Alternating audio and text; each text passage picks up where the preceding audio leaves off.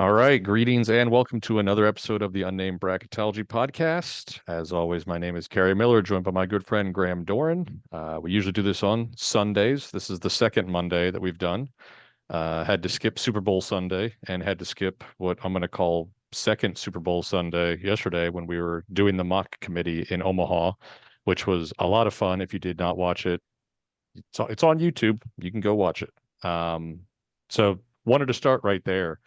Aside from finding out that Let It Fly Lager is delicious, what is your biggest takeaway from our whatever it was, 72 hours in Omaha? I think my biggest takeaway is that there's a couple spots on the bracket that I had kind of started to be like, well, sentiment's got to start moving this way, and maybe not. I think one of them was Kansas's recent struggles. I was thinking with that, the group would probably be like, okay, it's time to put somebody new in there. But when you really break down the resumes, I think Kansas has the best resume of Yeah. those three teams.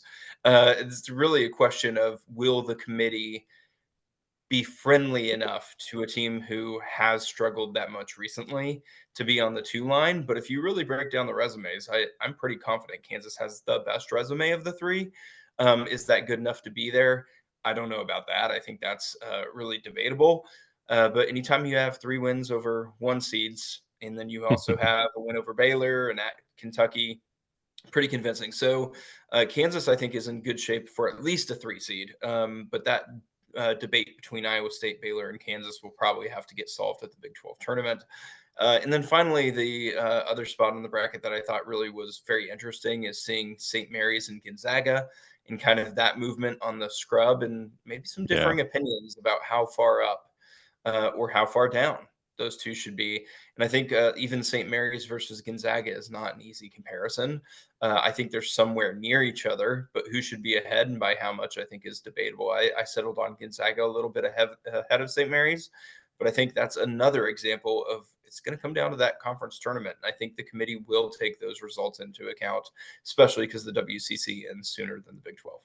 Yeah. And we read through like the entire principles and procedures and everything. And then when it got to Gonzaga, we completely violated what the committee would actually do, where they would have to scrub them like they would have had to scrub up Gonzaga like 9, 10 different times to get to where we got them. We had them as where they are top 10 prior to beating St. Mary's. And then Sunday morning we came in and we're like, all right, we're going to throw them at our top eight. We'll just kind of scrub it from there. And I think that's where we ended up with them. But what you said about Kansas is interesting because I felt the same way about Wisconsin and New Mexico, like these two teams that we keep thinking. I think we did end up having New Mexico out, but what Rocco said at one point about even with that loss, the home loss to Air Force, like you look at their resume the next day and it's still like, it hasn't changed all that much. Like I feel like we're by ourselves a lot more reactionary than a committee would be. And with Wisconsin, like you and I have discussed, like,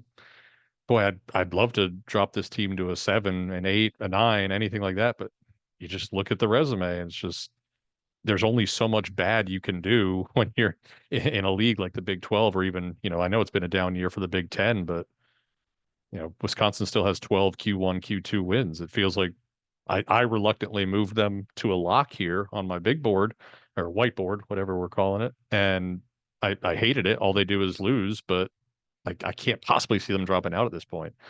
And then the other team for me, and I know you were tweeting about this, but that we ended up with Utah as I believe our last team in. And I do have Utah in, but this is where the dynamic of the committee was really interesting because I feel like at that point we were kind of really talking about Indiana or Indiana State, excuse me, not Indiana, dear God.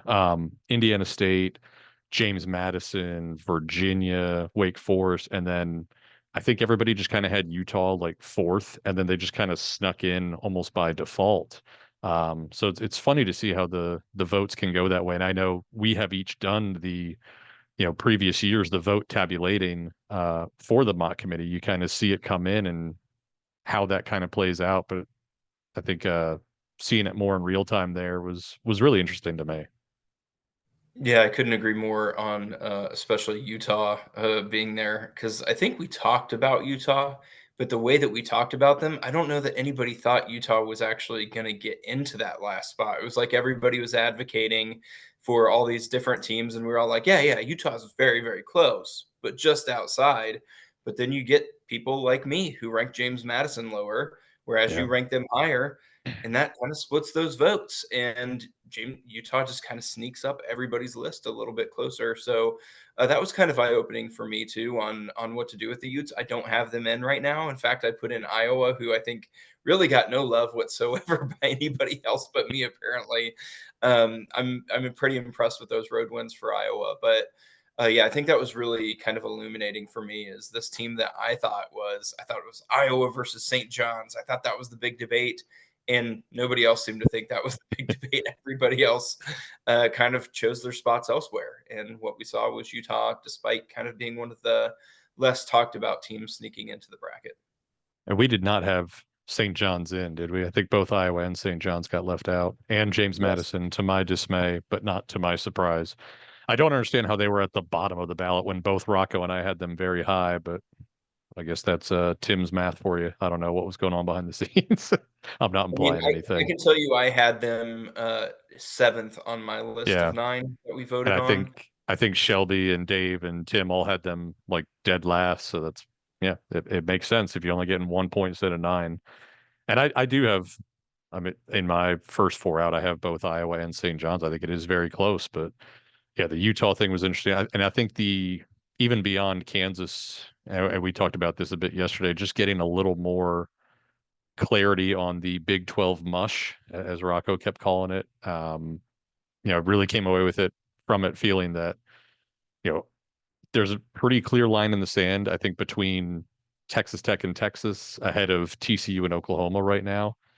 And I don't think I felt that way prior to going through this whole exercise and focusing so extensively on that tier of teams for a while. But man, when we were scrubbing, if we weren't out of time and we could have like really focused on the seven, eights, and nines, like we could have just reordered the entire thing just based on how we felt the following day. Like if we had voted another time from scratch, I guarantee it would be very much different. And it's just weird how that plays out. Do you agree with the, you know, delineation of those four Big 12 teams at this point, at least that there's a top two and a bottom two? Yeah, I'm really interested to see what will happen with Texas and Baylor. If Texas wins that, I think they're the clear number one of that group. If they lose it, I think they're the clear number two behind Texas Tech. And then I think TCU and Oklahoma. I think Oklahoma, I know we've talked about it for a while, how pivotal it was that they hit that three-pointer against Yeah. Oklahoma State. I said it then. I still believe it now. Nothing's changed my opinion. I think that shot will ultimately be the shot that saves Oklahoma's tournament berth because they are still not safe. And I think they are in real danger if they don't beat Cincinnati this week. I think Cincinnati's almost a pseudo must win for them. Not that they couldn't get in without it, but they would really have to do some work in Kansas City. I think the committee will be looking for that Big 12 team that maybe just kind of like Cincinnati did starts to slide so far down that they've really separated themselves from the rest of the group. And you saw it happen to Oklahoma State last year, being the first team left out of the field. If you show that you're not able to beat the top teams in the league like the rest of the teams are, that's a differentiator. And Oklahoma is not winning games against the top of the Big 12 in the same way that other pack is. Yeah. I mean, credit where it's due. A couple of weeks ago, you called me out. I think I had uh I guess at the time I actually had them in six tiers. I don't even remember what I had for the names of the name, but I had Oklahoma like definitely not a lock, but close to it. And I had Texas still on the bubble, and you were like, I think you might have those backwards, my friend. And you were right. Oklahoma is getting more bubbly by the hour, it seems. I still have them as a nine, facing Houston, as I think basically the entire bracketology world has at this point, with so many eights and nines from the Big 12. Speaking of eights and nines, a team that I have as a 10, but their fan base is adamant they are an eight or a nine. Let's talk Nebraska and what is going on with that fan base on Twitter. I was joking on our mock committee text chain that they're like cicadas and they just came out of nowhere. still with the rage of having missed the 2018 tournament at 13-5 in the Big Ten. They're still furious with our entire bracketology community. What do they expect to gain from yelling at us, though? Like, what does that make you feel like aside from just wanting to mute people? Yeah, I guess for me, it's I can deal with the like, random one or two side conversations, but when it gets to this point where it's just like this person has no idea what they're talking about, it's like I'm just telling you simply, the committee does not like teams that play bad non-conference schedules, struggle on the road. If you have that combination, you are in danger. And I had them out for one bracket. Like I think maybe I don't know how many months going back. I had them out for one bracket. They were my first team out of the field. And man, everybody came out of the woodwork to tell me how absolutely, what a lunatic take. This is a troll take. That was kind of interesting. It's like you're just being a troll. It's like I'm like I do not care. I really do Yeah. not care. I'm just trying to place teams how I think the committee would place them. And I'm telling everybody, if you are a team that is right on the cut line and you have a bad road record and a bad non conference strength of schedule, that is the double whammy that the committee never lets in. You never Yep. get into that combination at the cut line, like ever, ever. So that is seriously like Nebraska, you need to stay above that cut line or they are going to find a way to leave you out because you left yourselves vulnerable based on your non-conference scheduling. That said, I do think sometimes I get that people are passionate, but sometimes it's like, hey, we're real human beings, literally just trying to project what the tournament committee is doing. This isn't even what my personal opinion is on how I would make a bracket. This is just trying to project what I think a bunch of human beings who are sequestered for 5 days together are going to decide to do. Yeah. I I couldn't agree more. If anything, though, like obviously we're just trying to be as accurate as we can, but when one particular fan base is yelling at you all the time and you're trying to decide between, whether this team with a terrible non-conference schedule and a terrible road record or this team with, four quad three losses like Texas A&M, I don't know. Don't give us reasons to actually dislike your team and find more fault with them because all these teams have warts. And if we're sick of dealing with you, we're going to, some part of our brain is going to want them to not get in. Like, I'm not I, rooting for or against Nebraska, but man, at this point, I would kind of laugh if they don't get in because I'm sick of hearing it. It's really I've wondered for some time if Seth Greenberg's rant against the selection committee in 2008 ended up doing anything for the future years because 2009, 2010, 2011, back to back to back. After that rant, they missed, and they Yeah. could have made it in some of those years, and they were really close in 2008 to making it. And if I had to guess, at that time they didn't release who were the first 4 teams out. They were probably the first team out, and I don't think that rant against the selection committee helped. But it does not help you to make enemies on the selection committee. We're just trying to project that stuff out. But for those coaches that say things about the selection committee, and bracketologists, because the selection committee is interested in that community as well. It cannot help your cause if you are a coach or an AD or something like that to be making these statements because they're human beings. And human beings, they may not intentionally try to consider those things, but when push comes to shove, they really are just human beings making a human based decision. So I would advise coaches don't say anything bad about the selection committee when you're on the cut line. It's probably not going to be good for you. You heard him, Steve Forbes, Jeff Capel. There it is. Let's talk about something I threw at you at the airport yesterday. A little hypothetical scenario. We won't go all the way into the one seeds conversation because I think we're in 100% agreement on not only the four teams but the order of them right now, and that it's Purdue, Houston, UConn, Tennessee. But I thought it would be interesting to hash this out a little bit. So hypothetical scenario where Tennessee wins out, which would mean adding victories over South Carolina and Kentucky and winning the SEC tournament, the quality wins that would come with that. UNC wins out, which would mean at least a road win over Duke, possibly a third win over Duke in the ACC tournament. And Connecticut loses to what do they have left? Providence and Marquette, I believe, which if Kolek is out. Well, he is out for the rest of the regular season.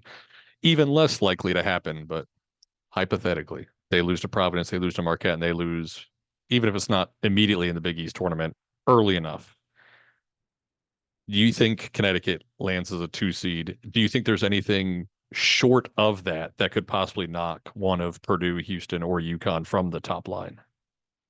Nothing short of that, but I think in that exact scenario, I think UConn would probably miss, just due to, 1, finishing really, really poorly. That is a bad taste to leave in the committee's mouth at the exact same time that Tennessee and North Carolina are pulling off doubles with really, really impressive wins to end the year. That said, I don't believe UConn's gonna Yeah. lose either of their last 2 games, let alone both of them, but if it happened, I think it's entirely possible, which is all to say this conversation really focuses on Tennessee and North Carolina have some opportunities to look really good too. So it could get really close between Tennessee and North Carolina if that's what it comes down to. We know that the committee had UNC higher than Tennessee at the reveal, 5 versus 6. That said, I do think Tennessee's done enough to pass them and is now the number 4 overall seed. I think Tennessee controls their own destiny based on how difficult their remaining schedule and the SEC tournament would be. Let's not forget, the SEC tournament would be more difficult to go through than the ACC tournament, most likely, based on projected paths.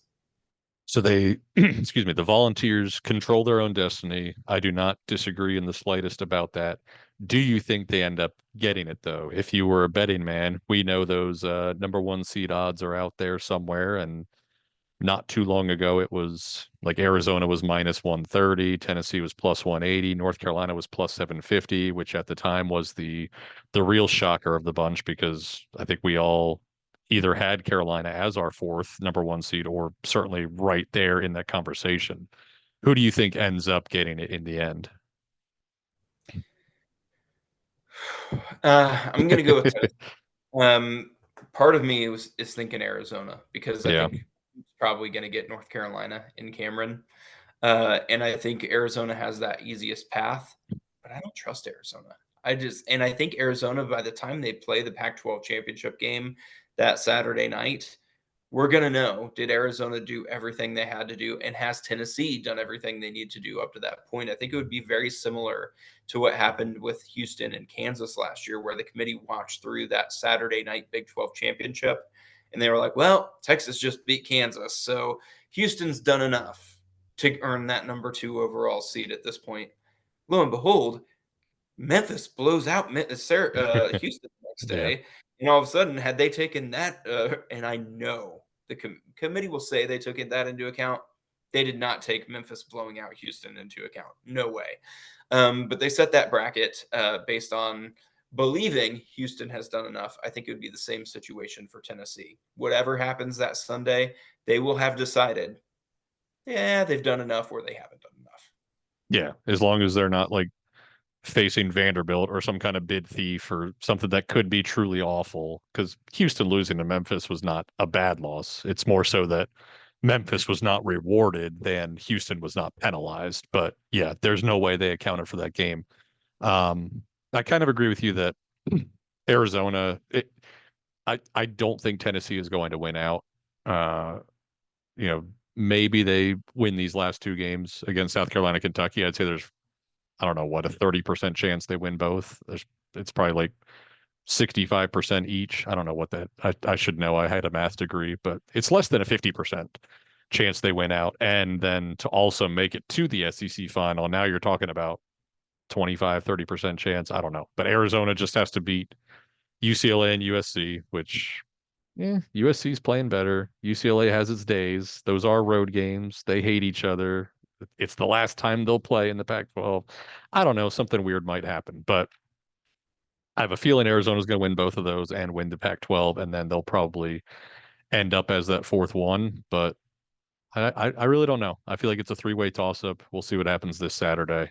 Um, let's talk about the banner brackets for a minute because we have not really touched on that yet. You are You've done exponentially more than I have. I basically just shared my frustration with the bracket matrix, and then you and Tim and Brian to some extent ran with it. So kind of let people know what's going on with it? I know this is kind of a beta test sort of year, but go ahead, take the floor. Yeah, so this year we're going to be doing a 20-person bracket contest of really bracketologists that, if you're on Twitter and you pay attention, you probably know most, if all, if not all, of these bracketologists. They're all longtime uh, contributors to the bracket matrix, but also more importantly, in my opinion, people that have shown they're in this for the long haul throughout the year, and they know how to bracket, and they do actually create brackets. And they really look at the field independently. It's not, just coming in 3 days before the tournament and saying, like, well, let's see what the bracket matrix says. Oh, that Hmm. looks about right. Let me just change a team or two. And that's the bracket for the year. These are people that really are doing their own thorough independent analysis throughout the course of the year.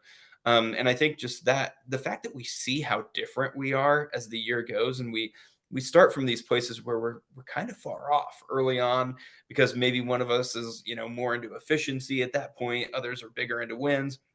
We might be 3 or 4 seeds off by some of these teams early on, and then we just kind of start to mesh closer and closer and closer as the year goes on.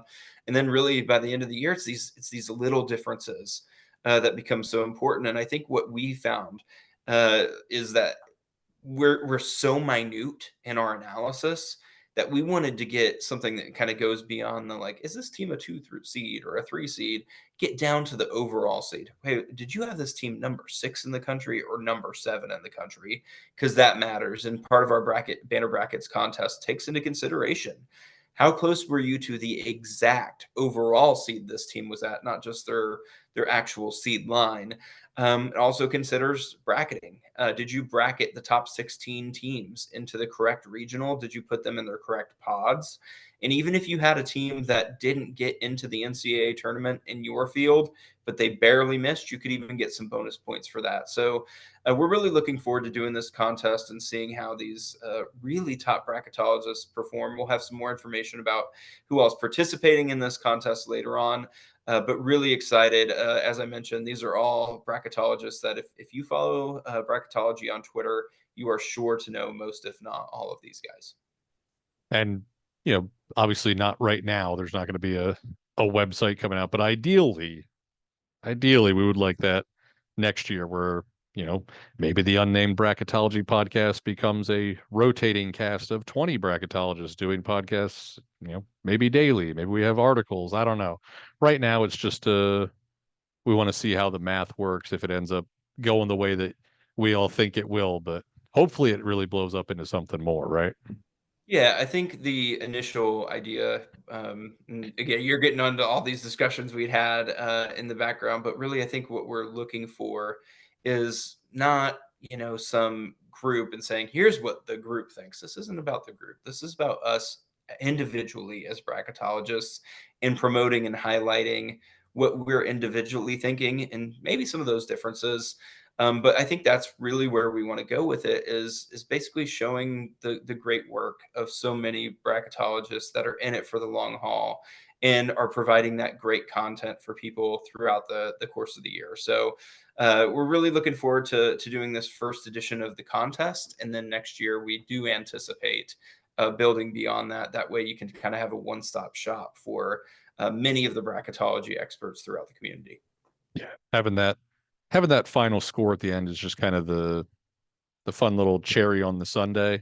It's really it's all about the journey, right? That's what you're all about at the mock committee, and that's what this will be about. I mean, when you're watching actual games in December and the analysts are like, who cares about bracketology in December? If you're one of those people, so are we, and we're probably going to be talking bracketology all year long next season. I think it's going to be fun. I'm probably going to come in 20th place this year. I don't know that if we discussed it at any point, but do you have a thirst to factor in the top 16 reveal in some way with this? Like maybe you get one bonus point if you were the most accurate on the top 16 reveal or something like that. I would have done horribly on it this year. Yeah, Tim Kruger and I had talked about that as well, and we'd kind of have to fine tune some of the details about how it would work, because you don't get your first 4 out in what order they're in the same way that That's you would true. at the final bracket. But otherwise, we think we could basically consider that as part of the process next year. We didn't put it forward this year, and we didn't want to bring it up last minute to some of the participants since they weren't expecting it. But for next year, that's definitely something we could consider. And frankly, we just want to get advice from the entire group. This isn't about Tim and I and Brian and I. It's really about everybody that wants to be and is a part of this thing coming together and saying what worked for you, what didn't work for you, and as a group, kind of deciding how we would like to move this thing forward in the future. All right, let's wrap things up. We're both exhausted from a lot of traveling over the weekend. Got home at like 1 a.m. last night. That was a lot of fun. Let's do our last four in, first four out. Let it fly. My last four in: Villanova, Utah, James Madison, and Virginia. I don't actually believe that James Madison will get in. If we're still talking about them on the bubble, that means they will have taken a fourth loss. Best case scenario, that's against Appalachian State for the third time. But right now, with three losses, I got to have them in because we're talking about teams like St. John's and Iowa among my first four out who have 12 losses. I also have New Mexico just barely out at this point and Wake Forest. In the bracket, I have New Mexico playing Seton Hall and Virginia playing Iowa. Iowa's my last team in. Virginia is actually at the top of that list, but you wouldn't know it based on the way the bracket was set up. It was really just about avoiding repeat matchups and conference matchups and things like that. So had to tinker with that a little bit. Just out of the bracket, I have St. John's as my first team out, which is interesting because their fans have been sending me a lot of messages about why do I have John's not in the bracket. I'm like, I have them first team out, guys. Like, this is not like I'm not considering them for the field. They are my first team out of the bracket. In case you want to know why I have them out, people, it's just because they don't have the same quality of wins as Iowa. You Hmm. can't always just look at the quadrant records and think it's all the same. If you really dig into the wins, Iowa has better wins than St. John's. Behind that, I have that Utah team that I did vote into that position during our group, and that's probably why they made the field is because I had them so close along with the rest of the group, and then finishing it out with Drake and James Madison. Okay. Yeah, I mean, with St. John's, I keep looking at them and I agree. They just have that one really good win at home over Creighton. I know they swept Villanova, they swept Butler.